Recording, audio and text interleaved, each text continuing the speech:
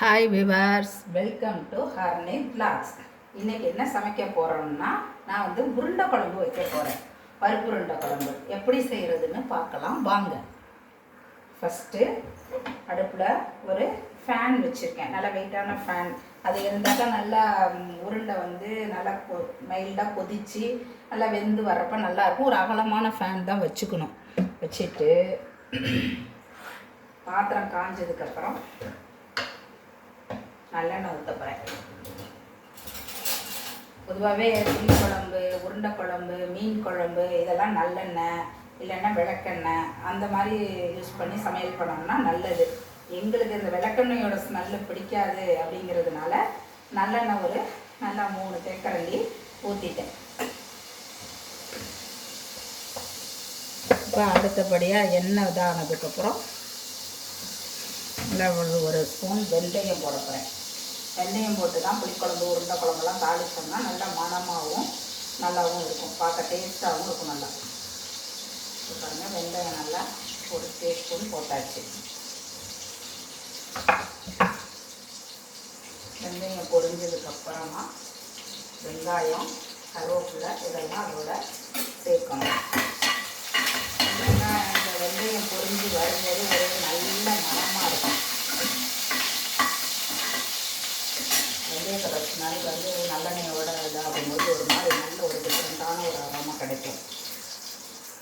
இதோட அடுத்தபடியாக வெங்காயம், சின்ன வெங்காயம் தான் யூஸ் பண்ணுவேன். நான் மேக்ஸிமம் சமையலுக்கு பெரிய வெங்காயமும் யூஸ் பண்ணுறதில்லை, எல்லாமே சின்ன வெங்காயம் தான். அது அந்த அளவுக்கு பெரிய வெங்காயம் இந்த பிரியாணி இந்த மாதிரி ஐட்டத்துக்கு தான். இந்த மற்ற எல்லாத்துக்கும் எக் ஆம்லேட் வரைக்கும் நான் சின்ன வெங்காயம் தான் யூஸ் பண்ணுவேன். சின்ன வெங்காயம் தான் ரத்தத்துக்கு பியூரிஃபை பண்ணுறது நல்லதுன்னு, இம்யூனிட்டி பவரையும் நல்லா ஃப்ரை பண்ணி கொடுப்போம். இது பாருங்கள், நல்லா ஃப்ரை பண்ணிட்டு இருக்க மாதிரி நல்லா குக் ஆகும். இந்த பக்கம் இந்த புளி இருக்குது, அதை கொஞ்சம் ஒரு எலுமிச்சை அளவுக்கு நாங்கள் 4 பேருக்கு இந்த சமையல் பண்ணியிருக்கேன். அதனால் புளி ஒரு எலுமிச்சங்காய் அளவுக்கு, புளிக்குழம்பு மாதிரி புளி நிறையா போட வேண்டியதில்லை. 2 தக்காளி பழம் சேர்த்துக்கணும். புளி ஒரு எலுமிச்சங்காய் அளவு இருந்தால் போதும் 4 பேருக்கு சமைக்கிற உருண்டை குழம்புக்கு. நல்லா வெங்காயம் நல்ல ஸ்மெல் வர வரைக்கும் நல்லா வதக்கிடணும். வதச்சிட்டு வச்சோம்னா தான் குழம்பு நல்லா டேஸ்ட்டாக இருக்கும்.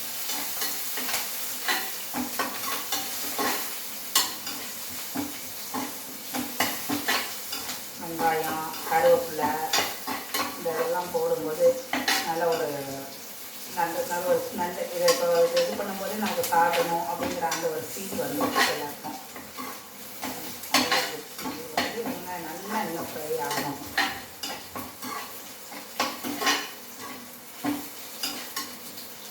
அது பிடிச்சிடாமல் தீஞ்சிடாமல் வளர்த்துக்கணும். பொன்னிறம் அப்படிங்கிறது தான் நல்லாயிருக்கும்.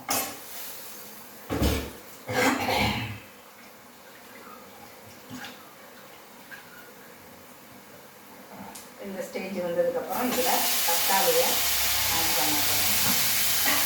தக்காளி ஆட் பண்ணியாச்சு.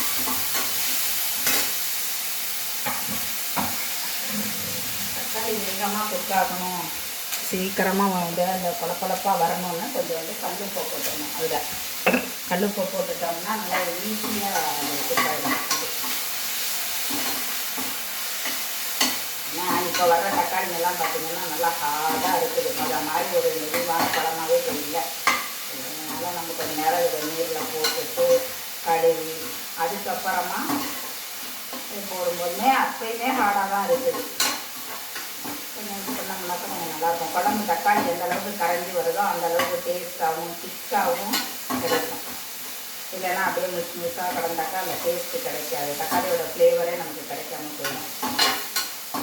மீடியம் சைஸ் தக்காளி பழம் 2 அரிஞ்சு போட்டுக்கோங்க. இது பாருங்கள், உப்பு போட்டதுனால எவ்வளோ வேகமாக போட்டுறது பாருங்கள்.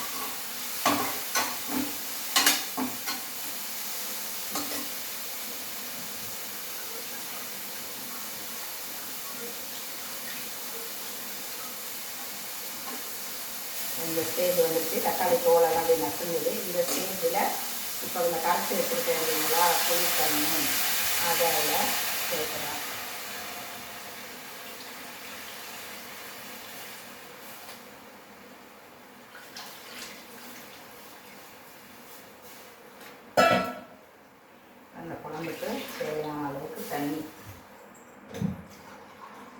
தண்ணி தண்ணி வந்து பொதுவாக நான் கொஞ்சம் நிறையா வச்சுக்கிறதான் நல்லது. ஏன்னா உருண்டை வந்து அப்படியே நல்லா கொதித்து வேகிறதுக்கு அப்போ தான் நல்லாயிருக்கும்.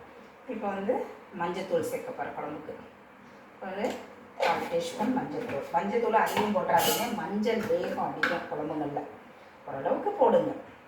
இப்போ உங்களுக்கு காரம் எவ்வளவோ, எனக்கு வந்து இந்த ஸ்பூனால் ஒரு 4 ஸ்பூன் போடுவேன். என்னுடைய மிளகாத்தூளுக்கு தனி மிளகாத்தூள் தான். நான் அந்த கலந்தெல்லாம் அரைக்க மாட்டேன், எனக்கு அந்த டேஸ்ட் அவ்வளோவா பிடிக்காது. அப்புறம் மல்லித்தூள், இந்த குழம்பை பொறுத்த வரைக்கும் மல்லித்தூள் கம்மியாக சேருங்க. ஏன்னா உருண்டை கரைஞ்சி வரும்போது அதுவே கொஞ்சம் திக்கு கொடுக்கும். அதனால நான் இதெல்லாம் ஒரு 2-2.25 ஸ்பூன் தான் போட்டிருக்கேன். இப்போ கொஞ்சோண்டு தக்காளி வதங்க உப்பு போட்டோம் இல்லைங்களா, இப்போ பத்தாது. அதுக்காக இப்போ இன்னும் கொஞ்சம் உப்பு குழம்புக்கு சேர்த்தாச்சு. சேர்த்துட்டு தேங்காய், சின்ன வெங்காயம், கொஞ்சோண்டு சோம்பு சேர்த்து அரைச்சி வச்சுருக்கேன். அதையும் இந்த குழம்புக்கு சேர்த்தாச்சு.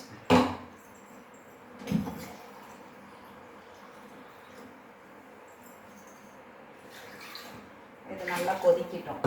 கொதித்து வர்றதுக்குள்ளே நம்ம உருண்டை ரெடி பண்ணுறதுக்கு பருப்பெல்லாம் ஊற வச்சுருக்கேன். அதையெல்லாம் அரைச்சி அதுக்கு வேண்டிய இன்க்ரீடியன்ஸ் எல்லாம் சேர்த்து கொண்டாந்துருவோம். அது வரைக்கும் இது கொதிக்கிட்டோம்.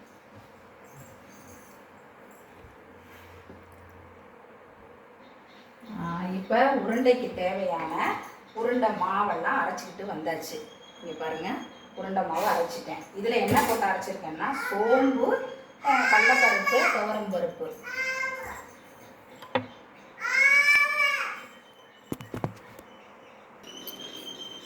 இப்போ துவரம்பருப்பும் கடலைப்பருப்பும் ஒரு மணி நேரத்துக்கு மேலே ஊற வச்சுருந்தேன். நல்லா ஊறி இருந்துச்சு. அதை அரைச்சி எடுத்துக்கிட்டாச்சு. இப்போ அதில் தேங்காய் பூ பல்லாக நறுக்கி போட்டிருக்கேன். ஏன்னா பூவாக போடுறத விட பல்லாக நறுக்கி போட்டோம்னாக்கா டேஸ்ட்டு நல்லாயிருக்கும். இப்போ அதோட என்னென்னலாம் ஆட் பண்ண போகிறேன்னு பாருங்களேன். சின்ன வெங்காயம் நல்லா நைஸாக அரிஞ்சு வச்சுருக்கேன், அது 1 கப்பு போட போகிறேன். போட்டுட்டு அப்புறம் முருங்கைக்கீரை. பொதுவாகவே முருங்கைக்கீரை தான் உருண்டை குழம்பு, உரப்படை இதுக்கெல்லாம் ரொம்ப டேஸ்ட்டு கொடுக்கும். அதனால் அதை உருவி நல்லா அலசி எடுத்து வச்சுருக்கேன், அதுவும் போட்டுட்டேன். அப்புறம் கொஞ்சம் மல்லி இலை, கருவேப்பிலை, ஆஸ் யூஷுவல் அது போட்டுக்க வேண்டியதான். இப்போ இதோட கொஞ்சமாக மஞ்சப்பொடி, உருண்டைக்கு ஏற்ற மாதிரி மஞ்சப்பொடி. குழம்புல தனியாக நம்ம போட்டிருக்கோம், அதனால் அது தேவை கிடையாது. இப்போ மிளகாய் போட்டு அரைக்கலாம், அது நான் அரைக்க மறந்துட்டேன். அதனால் கொஞ்சோண்டு தனி மிளகாத்தூள் இருக்கு இல்லைங்களா, அது ஒரு ஸ்பூன் சின்னதாக போட்டுக்கிட்டாச்சு. இப்போ இந்த உருண்டைக்கு தேவையான அளவுக்கு உப்பு, இது கொஞ்சம் நார்மலாகவே போட்டுக்கோங்க. ஏன்னா குழம்புலையும் உப்பு போட்டிருக்கிறதுனால இதில் ரொம்ப போடணும்னு தேவையில்லை. உருண்டைக்கு எவ்வளோ தேவையோ ஒரு 1/2 உப்பு போட்டுக்கிட்டிங்கனாலே போதும், உருண்டை நல்லாயிருக்கும். இப்போ இது எல்லாத்தையும் என்ன பண்ண போகிறேன், நல்லா பிசைஞ்சிட்டு சின்ன சின்ன பாலாக உருட்டி, அடுத்தது குழம்பு வந்து நல்லா கொதிச்சிட்ருக்கு, அந்த மிளகா வாடையெல்லாம் போனதுக்கப்புறம் அதில் ஆட் பண்ணுவேன். அது எப்படிங்கிறத காட்டுறேன். உருண்டையை நம்ம பிடிச்சிக்குவோம். இப்போ நல்லா குழம்பு கொதிச்சிக்கிட்டு இருக்கு. எப்படி எந்த அளவில் இருக்குதுன்னு பார்க்கலாம் வாங்க. மிளகா வாடையெல்லாம் போயிடுச்சு. இந்த மாதிரி நல்லா கொதிச்சிக்கிட்டு இருக்கு குழம்பு. இப்போ இந்த ஸ்டேஜில் நம்ம உருட்டி வச்சுருக்க இந்த பாருங்கள் உருண்டை, இதை வந்து அப்படியே ஒன்றா அப்படியே பரவலாக போட்டுடணும். போடும்போது இந்த மாதிரி ஒரு இதை அமுக்கி விட்டுட்டு போட்டுட்டோம்னா உடையாது. சில பேர் வந்து இதை வேக வச்சு போட்டேன் உடஞ்சி போயிடுது, நான் இட்லி பானையில் வேக வச்சேன், ஸ்டீமரில் வச்சேன்பாங்க. அப்படியெல்லாம் தேவையில்லை. இப்படி போட்டு செஞ்சு பாருங்கள், ரொம்ப டேஸ்ட்டாக இருக்கும். நம்ம வந்து மாவு அரைக்கிறதுல தண்ணி ஊற்றாமல் நல்லா ஊறிடுச்சு அப்படின்னு சொன்னால் அதில் இருக்க தண்ணியிலே அரைப்பட்டுரும். கொஞ்சம் க்ரன்ச்சியாகவும் அரைச்சிக்கங்க. ரொம்ப நைஸாக அரைச்சிங்கன்னா உருண்டை அழுத்தமாகிடும். இப்படி போட்டுட்டு இங்கே பாருங்கள், பரவலாக ஒரு அமுக்கி விட்டுட்டு போட்டுட்டீங்க அப்படின்னா குழம்பு உடையாது. அதே மாதிரி அடுப்பு அனலையும் கொஞ்சம் சிம்மாக வச்சுக்கணும். ரொம்ப ஹெவியாக வச்சுக்கிட்டீங்க அப்படின்னு சொன்னாக்கா எந்த ஒரு பொருளுமே அது வேகமாக எரிஞ்சு அதோட டேஸ்ட்டும் மாறி போயிடும். அதே சமயத்தில் நல்லாவும் இருக்காது. ஒரு ஸ்டேஜில் நல்லா வேகமாக வச்சு எரிய விடணும், ஒரு சில ஸ்டேஜில் மைல்டாக கொண்டு வரணும். சிம்மில் வச்சோம்னா நல்ல குழம்பெல்லாம் நல்லா டேஸ்ட்டு கொடுக்கும்.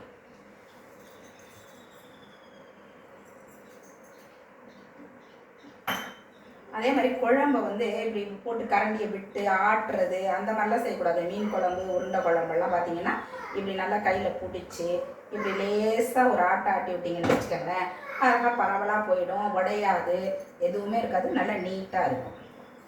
இப்படி எல்லா உருண்டையும் நம்ம ஒரு ஈடு போட்டிருக்கேன். அது கொஞ்சம் அப்படி கொதித்து மேலே வந்ததுக்கப்புறம் இன்னொரு 10 உருண்டையை போட்டுட்டு சிம்மில் வச்சு மூடி வச்சுட்டேன் அப்படின்னு சொன்னாக்கா குழம்பு நல்லா டேஸ்ட்டாக இருக்கும். வாங்க ஃபைனல் ஸ்டேஜையும் நம்ம எப்படி இருக்குதுங்கிறத காட்டுறேன், வாங்க பார்க்கலாம்.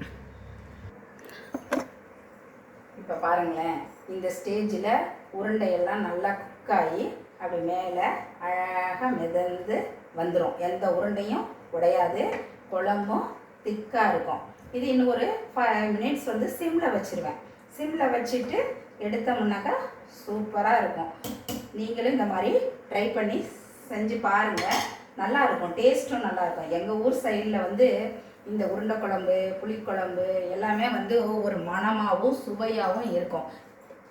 இந்த நான் சொன்ன மாதிரி பொருள்களை சேர்த்து இந்த மெத்தடில் உருண்டை குழம்பு வைங்க, ரொம்ப ரொம்ப சூப்பராக இருக்கும்.